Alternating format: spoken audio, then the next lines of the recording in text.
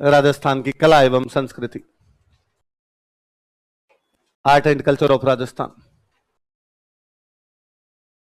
राजस्थान की कला एवं संस्कृति, art and culture of Rajasthan. तो इस पोर्शन से थोड़े सवाल ज्यादा आते हैं, तो ये वाला पोर्शन थोड़ा पढ़ भी ज्यादा लिया जाए। आर्ट एंड कल्चर,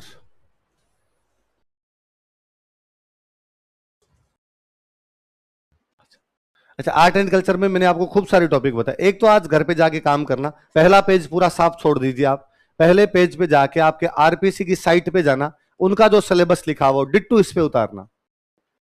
किसी भी सब्जेक्ट को पढ़ते टाइम सबसे पहले उस सब्जेक्ट का क्या पता होना चाहिए, सिलेबस। मैंने बताया ये का ये जो मैंने बताया ये की ये चीज मिलेगी, पर वहां थोड़ी लैंग्वेज अलग मिल जाएगी, अलग अलग हो सकता है, ऊपर नीचे हो, मैंने जैसे लिखवा है जैसा वहां लिखा हुआ वैसा वैसा होना चाहिए। होता क्या है कि जब आपको सिलेबस पता होता है तब आप थोड़ा सा साइकोलॉजिकली यूं खुद को सेटिस्फाई महसूस करते हैं कि जैसे मैंने एक टॉपिक पढ़ा दिया, कि मैंने टॉपिक पढ़ा दिया देवी देवता, तो आपको सिलेबस को देख के लगता है कि एक तो हुआ, मैंने चित्रकला पढ़ा दिया, हस्तकला पढ़ा दिया, वास्तुकला पढ़ा दिया, तो आपको लगा यार टॉपिक लिखे हुए थे 8, 4 बड़े बड़े टॉपिक तो हो गए, तो अब अपना कितना सिलेबस बच गया, कितना बचा हुआ है, क्या पढ़ लिया क्या नहीं पढ़ा, ये पता तो चले। वरना कई बार होता है कि हम धूल में लठ मार रहे होते हैं, हम ऐसे ऐसे टॉपिक पढ़ रहे होते हैं जिनका वास्तव में कोई अपने सिलेबस से लेना देना नहीं रहता, तो ऐसे टॉपिक क्यों पढ़े। इसलिए मैं ये राजस्थान पढ़ा रहा हूं आपको, तो पहले पेज पे आज जाके किसका सिलेबस उतार लेंगे, राजस्थान कल्चर का उतारना, हिस्ट्री का मत उतारना। तो उसमें हिस्ट्री कल्चर दोनों का लिखा, आपने हिस्ट्री वाला छोड़ देना, कल्चर का उतार लेना, और जब मैं हिस्ट्री शुरू कराऊं तब किसका उतार लेना, हिस्ट्री। ऐसे अगली क्लास में विजय सर इकोनॉमी पढ़ाएंगे, तो पहला पेज खाली रखना और घर पे जाके अपने किसका सिलेबस उतार लेना, तो सिलेबस याद रहना चाहिए। हो सकता है मैं कल आपसे पूछूं कि मुझे सिलेबस बताओ, तो आप याद करके आ जाएंगे, सीधा सीधा साइट पे जाके, और कहीं से नहीं देखना, आरपीसी की साइट आरएस में खोला सिलेबस, सिलेबस आ जाएगा सीधा सीधा। 7-8 पॉइंट लिखे होंगे, हिंदी में अलग लिखे हुए होंगे, इंग्लिश में अलग, हिंदी वाले हिंदी का उतार ले, इंग्लिश वाला किसका उतार ले, इंग्लिश। अच्छा आज अपने जो टॉपिक शुरू करेंगे पहला वो त्योहार ही शुरू करते हैं कि त्योहार एवं मेले। सुनो मैं बात बताता हूं भाई, यहां से क्यों टॉपिक शुरू कर लिया जाए।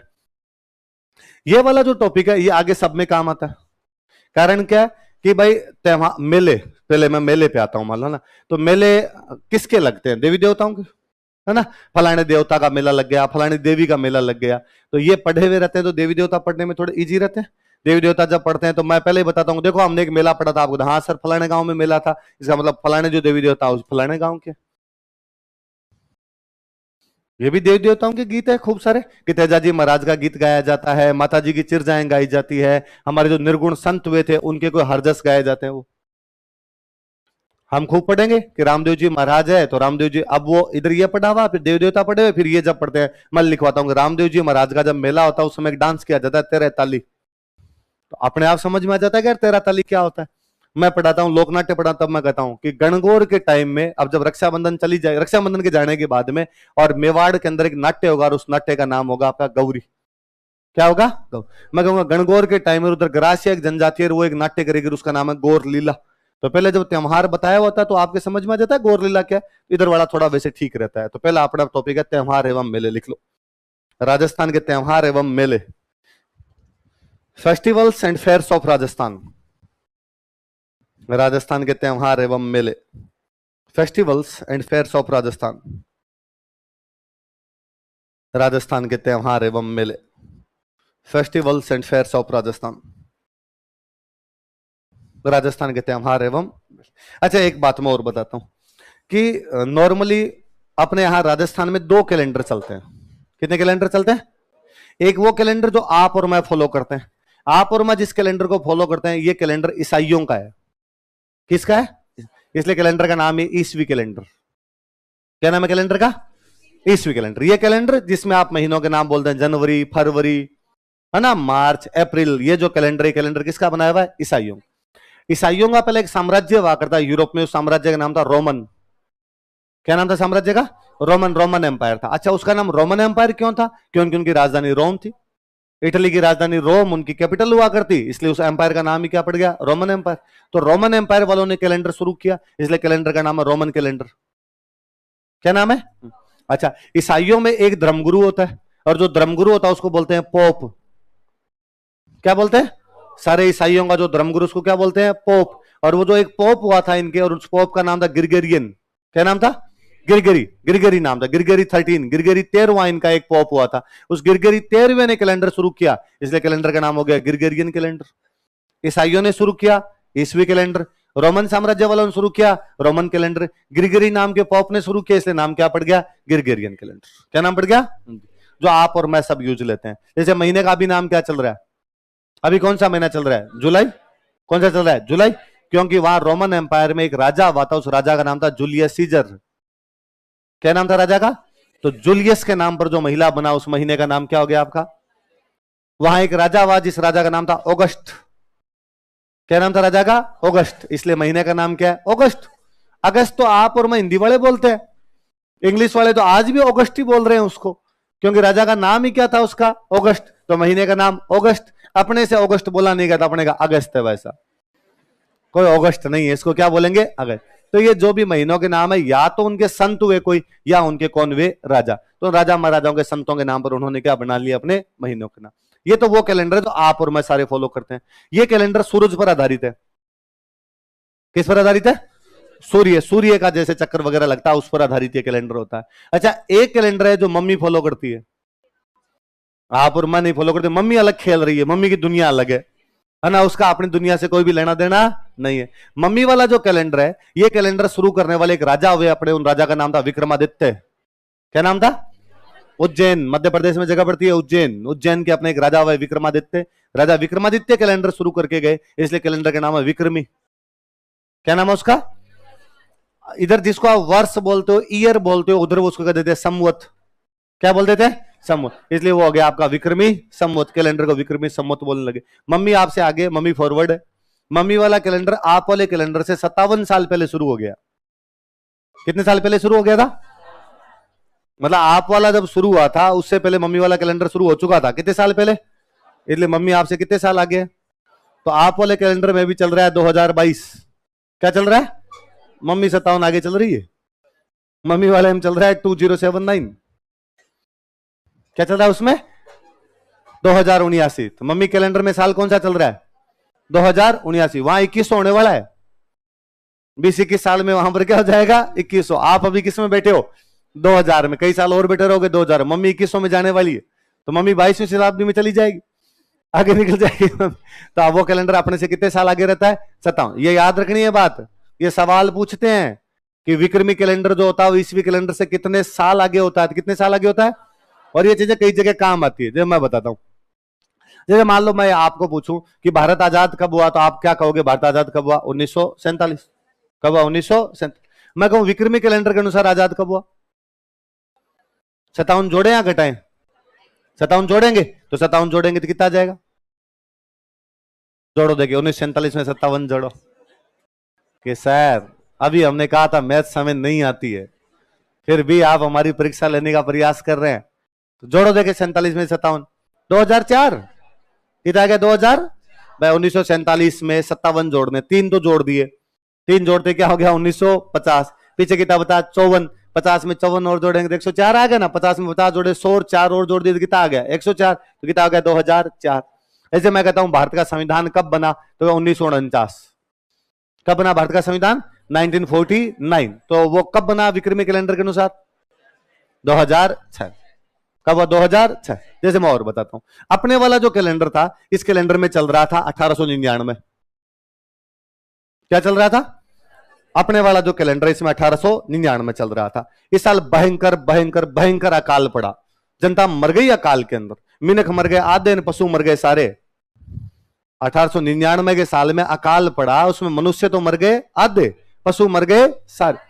और गांव में आज भी उस अकाल की बात की जाए तो गांव वालों की रूह कांपती है। अरे नाम मत ले यार, ऐसा नाम क्यों लिया तूने? अब अपने हिसाब से तो कौन सा था? 1899। मम्मी 57 साल आगे, तो मम्मी के हिसाब से कौन सा हो गया? 1900। इसलिए गांव वाले आज ही कहते हैं छप्पनियों काल। कौन सा अकाल? तो छप्पनिया अकाल। उसके छप्पनिया अकाल का नाम छप्पनिया अकाल क्यों है? क्योंकि उनके कैलेंडर में क्या चल रहा था? 1956। अपना कैलेंडर तो 57 पीछे था, अपने कैलेंडर में तो कितना था? 1899। और छप्पनिया काल इतना भयंकर था कि गांव में 56 का नाम लेना शुभ नहीं मानते। घर में सुबह सुबह कोई 56 बोल जाए तो घर वाले कूट दे। और मैंने खूब सारे बाणियों की बही में देखा है, बाणियों के अकाउंट में देखा 56 नंबर का पेज ही नहीं है, पेज नंबर 55 नेक्स्ट पेज 57, कि 56 बोलना ना पड़े उसको। ये 56 का जो नंबर है, इसको थोड़ी बहुत जो इज्जत मिली है ये 2014 के बाद, 2014 से पहले 56 को इज्जत नहीं। फिर भाई ने आगे कहा कि मित्रों मेरा सीना कितने इंच का है, तो ये मोदी जी का सीना जब से 56 इंच का हुआ है तब से जाके बापड़े 56 को थोड़ी बहुत इज्जत मिली है, वरना 56 की कोई भी इज्जत है। डोकरे तो आज भी 56 का नाम ही लेना पसंद नहीं करते हैं। अब मुझे याद है 2010 के प्री में सवाल था कि भारत का या राजस्थान का प्रसिद्ध 56वां अकाल ईसवी सन के अनुसार कब पड़ा था? ईसवी सन के अनुसार कब पड़ा? 1800। अच्छा, ये सवाल कौन बच्चा कर पाएगा जिसको दोनों बात बताओ? पहली बात तो ये बताओ कि 56वां अकाल मम्मी वाले कैलेंडर के अनुसार कब पड़ा था? 1956। दूसरा ये बताओ कि अपने वाले कैलेंडर को इसमें से 57 घटाने पड़ेंगे, क्योंकि वो कैलेंडर 57 साल आगे है। 1956 में से 57 घटाओगे तब क्या आ जाएगा? 1800। ऐसे वाला बेसिकली अपने दो कैलेंडर चल रहे हैं, एक कैलेंडर चल रहा है विक्रमी, एक अपने वाला कैलेंडर कौन सा चल रहा है? ईसवी। पर अपने 30 त्योहार वगैरह जो भी है तो विक्रमी कैलेंडर पर है। कौन से कैलेंडर पर है? तो अब अपने भी अगले कुछ दिनों तक जो कैलेंडर पढ़ेंगे वो कैलेंडर कौन सा है? विक्रमी। अपने आज के बाद मम्मी की बात करेंगे, सारे मम्मी वाले कैलेंडर को फॉलो करेंगे। अब तक आपने अपने वाला कैलेंडर फॉलो किया होगा, लेकिन आज से कौन सा कैलेंडर फॉलो करना है आपको? विक्रमी। कौन सा कैलेंडर? तो हमारे त्योहार तथा मेले कौन से कैलेंडर के अनुसार मनाए जाते हैं? विक्रमी। कौन से कैलेंडर के अनुसार? विक्रमी कैलेंडर आप वाले कैलेंडर से कितने साल आगे होता है? कितने? तो कैलेंडर को उधर बोलते हैं संवत, तो हम इसको क्या बोल देते हैं? विक्रमी संवत। तो लिखो, एक लाइन लिखो। अच्छा, एक और सुनो। अब मैं जब ये कहता हूं राजस्थान के त्योहार एवं मेले, तो अपने तो अलग अलग धर्म के लोग रहते हैं, अलग अलग धर्म के लोगों के त्योहार भी अलग होंगे, अलग अलग धर्म के लोगों के मेले भी क्या होंगे? अलग। हिंदुओं के अलग, मुसलमानों के अलग, जैनों के अलग, सिखों के लगे होंगे। हिंदुओं वाले थोड़े ज्यादा होते थे, पहले हिंदुओं वाले पढ़ लेते हैं, बाकी सबके भी बाद में पढ़ेंगे। तो पहले वापस हेडिंग डालो, हिंदू त्योहार तथा मेले।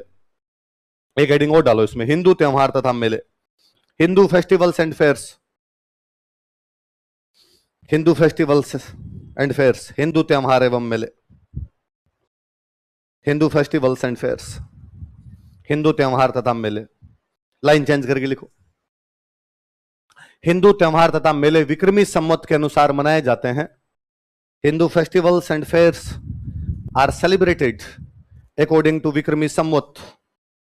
हिंदू त्योहार तथा मेले विक्रमी संवत के अनुसार मनाए जाते हैं। Hindu festivals and fairs are celebrated according to Vikrami Samvat. Hindu festivals and fairs are celebrated according to Vikrami Samvat. Hindu त्योहार तथा मेले विक्रमी संवत के अनुसार मनाए जाते हैं।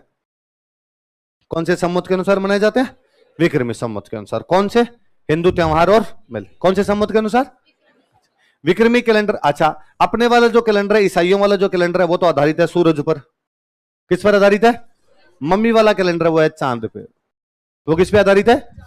तो ये चंद्रमा आधारित कैलेंडर है। कैसा कैलेंडर है? लिखो, यह एक चंद्रमा आधारित कैलेंडर है। It is a lunar based calendar. यह एक चंद्रमा आधारित कैलेंडर है। It is a lunar based calendar. यह एक चंद्रमा आधारित कैलेंडर है। It is a lunar based calendar. यह एक चंद्रमा आधारित कैलेंडर है। कैसा कैलेंडर है बताओ? देखिए, चंद्रमा आधारित। इसलिए मम्मी सारे वर्ष चांद देख के खोलती है, क्योंकि मम्मी का कैलेंडर होता ही तय किससे है। कभी ऐसा थोड़ी होगा मम्मी ने कहा ऊपर जाके देख क्या सूरज आया कि नहीं, रोटी खानी है? नहीं कहा ना, हमेशा क्या कहा, क्या देख क्या ऊपर जाके? तो उनके सारे जो व्रत है वो किसको देख के खुलते हैं? चांद उग गया इसका मतलब तिथि चेंज। तिथि तारे बार बेपारे। बोलो देख क्या बोला मैंने? तिथि तारे बार बेपारे। दोबारा बोलो, तिथि तारे बार बेपारे। तिथियां तारों के अनुसार बदलती है। वार दोपहर के बाद चेंज हो जाते हैं। वार किसके बाद चेंज हो जाते हैं? और देखो, सुनना इस बात,